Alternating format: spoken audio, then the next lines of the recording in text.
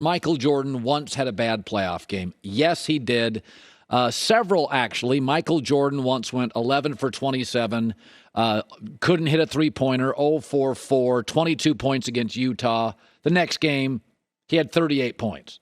Against the Knicks, he once scored 21 and was awful. The next game, he had 42.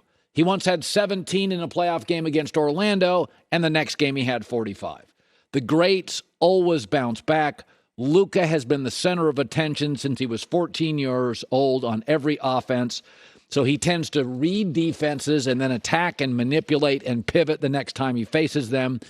Golden State does have obstacles, namely, specifically Draymond Green and Andrew Wiggins, and Jason Kidd talked about that after the loss last night.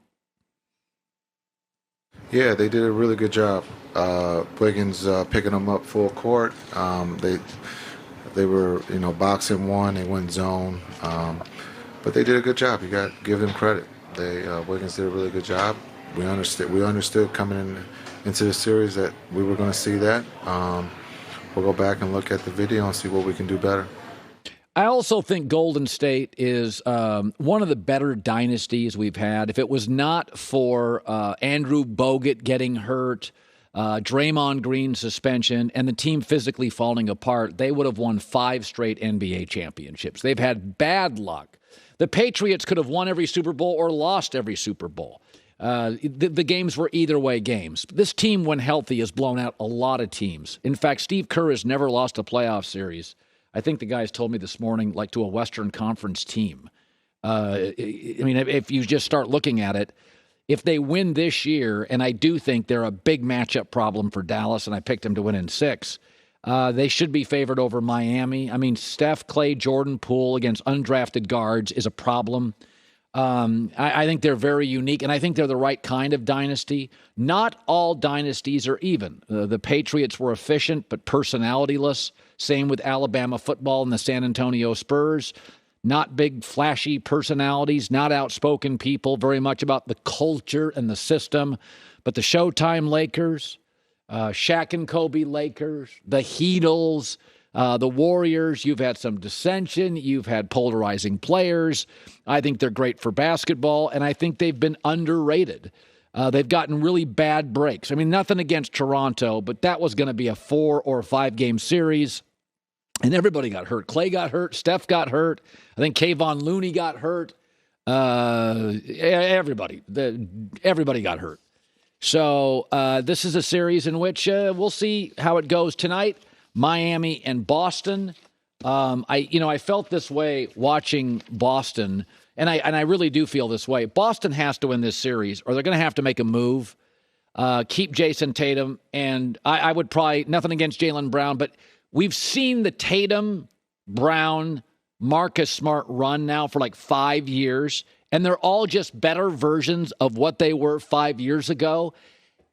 None are college football talk in May. I'm going to go home and smoke a cigar and just think about what Bruce said. That's what Petty will get you. We'll get you content. So the Warriors have made a strong statement with a Game 1 win over the Mavs. Steph led his team with 21 points and 12 rebounds. And Clay got hot in the second half, scoring all 15 of his points. After the break, Golden State also limited Luka to his fewest points in the postseason with 20, and they cruised to a Game 1 win, 112-87. It was slightly close in the first half. Third quarter, things fell apart. The Warriors went on a 10-2 run to extend their lead to 17 points. The biggest lead of the night was 30 points in the fourth. This quickly got away from the Mavs in the second half. Klay Thompson, 15. Draymond Green, 10 points, 9 rebounds, 3 assists, 2 steals. Great defensive effort from Draymond and from Kayvon Looney, 10 points, 5 rebounds, 4 assists. So in all arounds, Warriors win. Everybody steps up. Everyone contributes. Very consistent. Get a quick lead. Hold on to that lead because they have scorers. This was I expected it to be closer in Game 1, but also this is why I was talking about this series the way I was coming out of that Mavs-Suns series. It went 7, guys. It wasn't like the Mavs just stomped all over the Suns and swept them. It went 7 games. This could also be a very long series. We only remember the last game we watched. That's not how these long series go with good teams. Now, I do think that this particular Warriors team is a bit flawed and vulnerable, but they've been here before. That game wasn't terribly surprising. Boston, Miami tonight. Al Horford has been upgraded to questionable. Oh, okay, that's good. Yeah. So Baker Mayfield has made it clear he doesn't want to stay in Cleveland, and for the most part, it doesn't seem like Cleveland wants him there, but the trade market has not been very active, and the Browns are still waiting to see what the suspension for Deshaun Watson is for his 22 civil cases. Ian Rappaport suggested that Deshaun, if he does get a lengthy suspension, it could make sense for Baker to start until he returns and then be traded mid-season. I agree that this would be the best case scenario. However, it's pretty toxic between the Browns and Baker Mayfield. Now, Baker might not necessarily have a choice, but I would be very surprised if Baker Mayfield takes the field for the Browns ever again. He would have to swallow a lot of pride. Yeah, that might be a little bit too big of a pill to swallow. Sometimes you get the pills, you got to break in half. Yeah. Yeah. I don't even know if this is one of those. That's a lot of medicine to take. And honestly, the Browns have kind of burned this bridge too. So I think he will be traded before the season starts. They also have Jacoby Brissett on their roster. And quite frankly, you took this risk when you brought Deshaun Watson here. So if Baker Mayfield was like, I don't want to play for the Browns anymore, as much as I don't agree with a lot of choices Baker Mayfield has made, I would respect that. I wouldn't want to go back on the field for this team, even if they are paying me. For what? I think I'd fall on the sword. I wouldn't have a sword to fall on because I wouldn't put myself in this situation, but it's very Browns. I think we got very confused by all of the Yeah, they're the Browns. On the paper, the Browns are still the Browns. 100%. Nothing has changed. None of this is fooling me anymore. I have sold all my Brown stock and I feel great about it. I don't feel like it's going up anytime soon. So it has been petty wars in college football today. It is spicy. It is hot and seasoned between Nick Saban and Jimbo Fisher. He was very vocal, Nick Saban, about his thoughts on NIL, which I couldn't think of a person I would like to hear about this from less than Nick Saban. But nevertheless, here he is talking about Texas A&M. I mean, we were second in recruiting last year. A&M was first. A&M bought every player on their team, made a deal for name, image, and likeness. All right, we didn't buy one player. All right, but I don't know if we're going to be able to sustain that in the future because more and more people are doing it. When you say they bought every player, that's a lot of players. And I doubt anybody bought every player. So you set yourself up to be wrong with that. Here's the deal. This is my takeaway from, and we talked about this a lot last week when you were in Italy because there were some other NIL stories that can come out. The NCAA released their new regulations for NIL.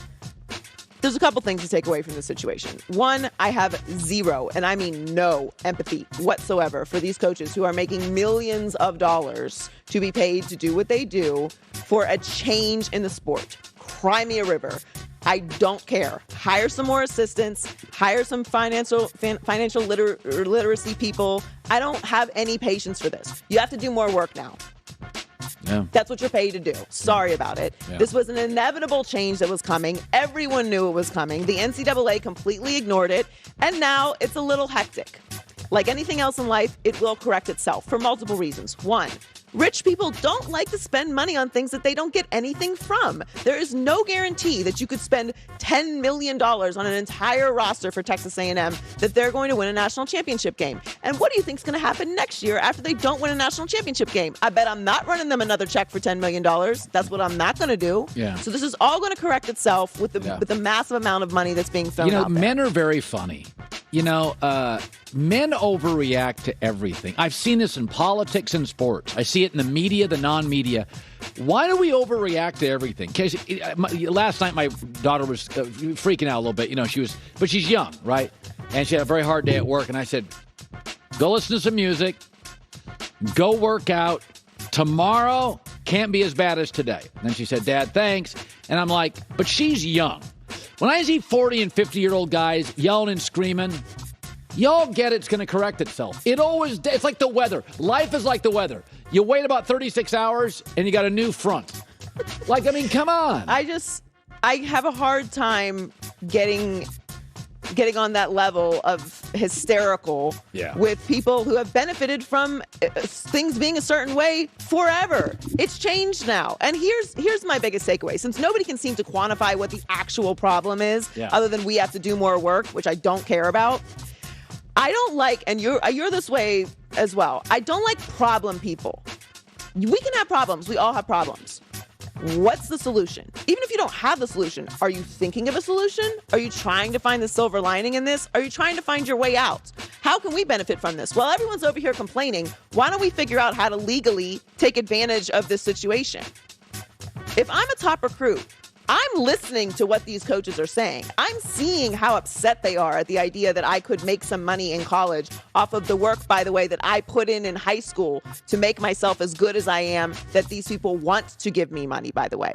This is money that's been earned through what these high school players have put on the field. Yeah. This idea that everyone's just like giving out money to whoever is nonsense.